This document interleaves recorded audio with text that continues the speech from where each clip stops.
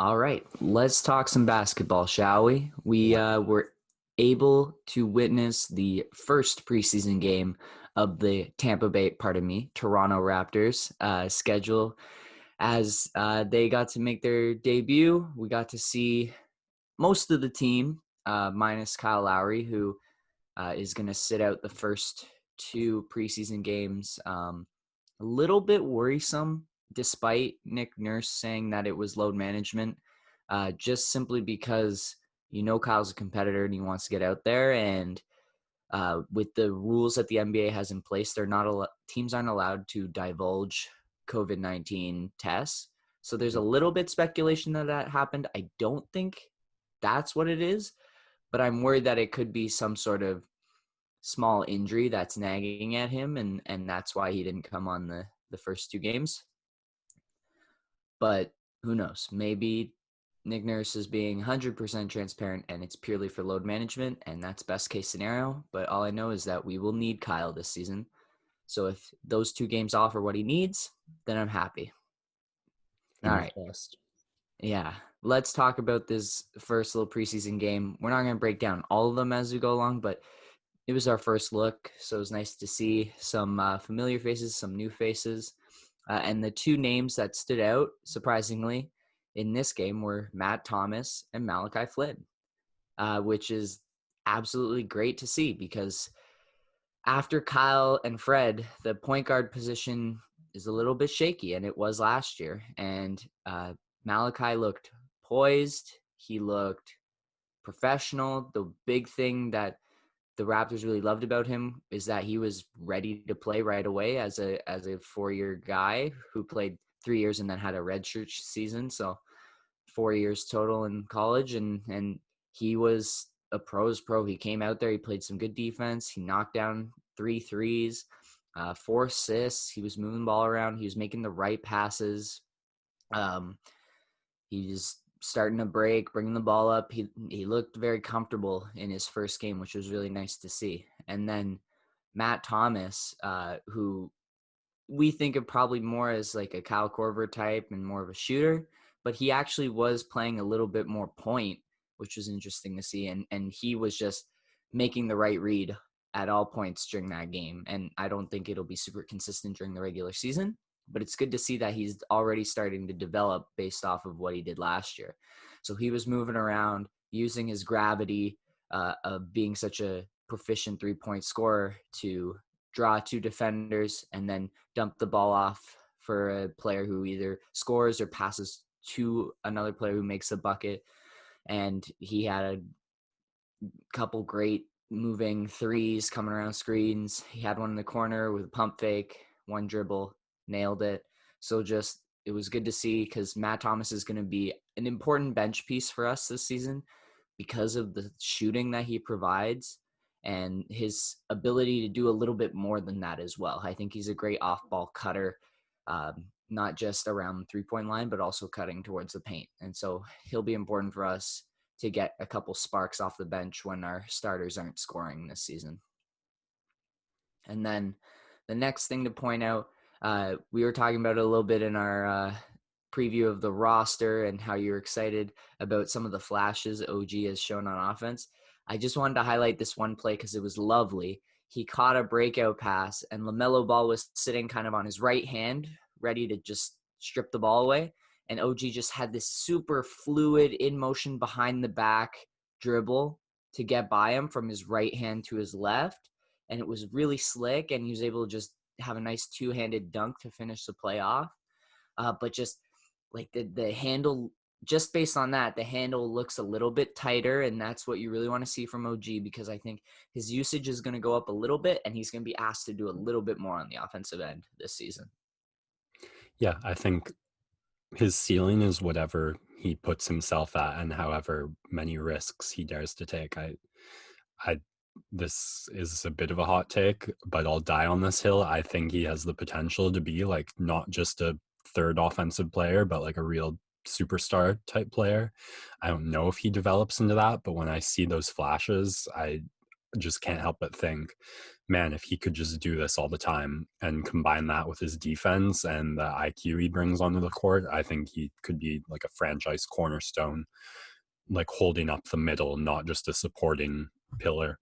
Hmm. But doing that against a guy like LaMelo Ball, who does not have NBA experience, versus doing that against top guys are obviously two very different things, but it's a stepping stone to how you get there. So I, I'm going to keep saying that all year, and the year after. Time will tell.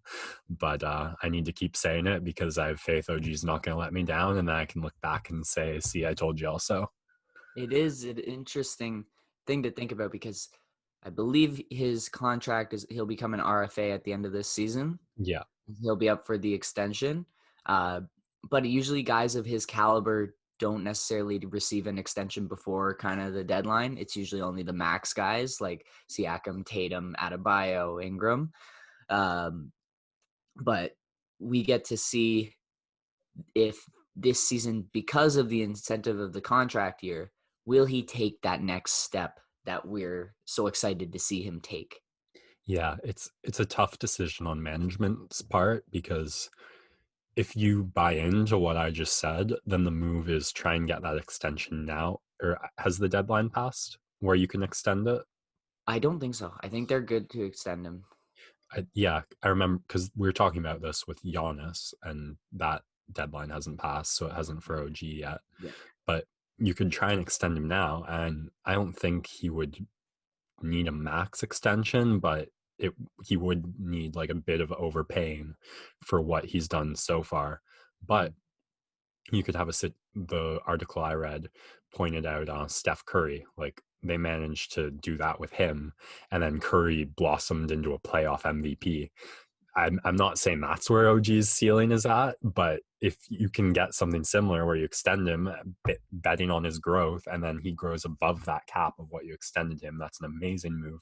But it doesn't fit into what we talked about in the preseason about the Raptors trying to empty the table as much as they can so they can swing whatever way the wind blows in the 2021 offseason market. But it's an interesting choice.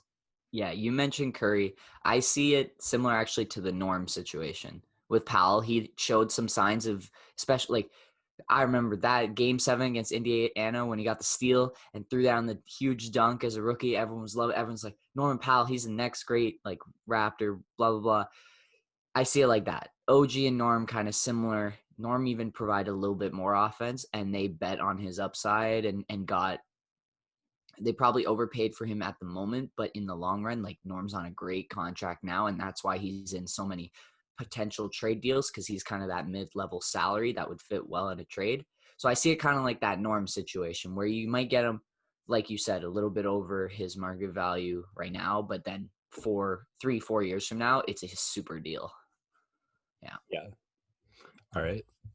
And then looking on the other side of that game with the Hornets, they had some flashes. The team, I don't think will be a playoff team. It'll be a fringe team, especially with the 10 playoff teams, I guess, this year with the play-in. They'll be on the fringe, but LaMelo, a really interesting stat line. No points, but 10 rebounds, 4 assists, Wow. and the assists were beautiful. Like, he's the guy you can see. He's like the creativity, the next level vision and passing ability of this kid is what makes him so special. And with his size compared to other like past first point guards, with his size, he has a higher ceiling in terms of scoring and rebounding, what he can do because he's bigger. But just like a couple behind the back passes that were on stride Yeah. to a moving target, like right in his hands. And he and he could have had a lot more assists, but he's going to have some of his teammates are going to struggle to score. And so his assist total will probably be lower than it will be in a couple years from now. But he definitely seems like a guy who's going to maybe score around 10, 12 a night, but have high like 7-8 rebounds and 7-8 assists per game. So it'll kind of seem like a bit of a Ben Simmons type rookie stat line would be kind of what I'm expecting out of LaMelo. And Yeah. then It'll be sorry. interesting to see how you build a team around that over the years. And I think Lonzo has shown that he can shoot it a little bit better on the Pelicans, and I think LaMelo, his shooting, they're not going to try and play with it the way that they played with Lonzo's form. They're just going to keep giving him reps and opportunity, and I think his shot is going to be a lot better than Lonzo's was. So I think the potential is there to be a scorer, and obviously he's got the confidence, right? So even if you're worried about the spacing and guys going under screens when he has the ball, he has the confidence where he's still going to shoot it, and that's going to make teams have to respect it and go over screens, which will open up his playmaking. So I think he'll be easy to build around. Obviously, he's a rookie. He came off the bench in this game, so I don't know if that's what they're going to go with throughout the season, but I think he'll be a great piece for them to build around with the playmaking, and then his scoring will evolve. I truly believe it will. The other big moment for the Hornets in this game was the nasty poster by Miles Bridges over Chris Boucher. Just picked the ball up around 3-point line, took 2 dribbles, and just exploded for a nasty tomahawk. It was nice. He's super athletic. Both these Bridges kids are really solid 3-and-D guys at this point. His brother Mikal in Phoenix was a huge part of their bubble run. And so he's another nice piece to have kind of around LaMelo with taking on some defensive assignment and shooting threes. So Hornets roster solid. We get another look at them when they play again tonight, Raptors, Hornets again. And yeah, it's a preseason game. There's not much you can take away, but overall, I like what I saw. There was some stuff I didn't see. Paul Watson looked pretty solid. And besides that, there's not much you can really go off of. We'll have some more takeaways as the other games go along. But yeah, it was nice to finally see basketball back in action, even though it hasn't been that long. It just felt like a long time.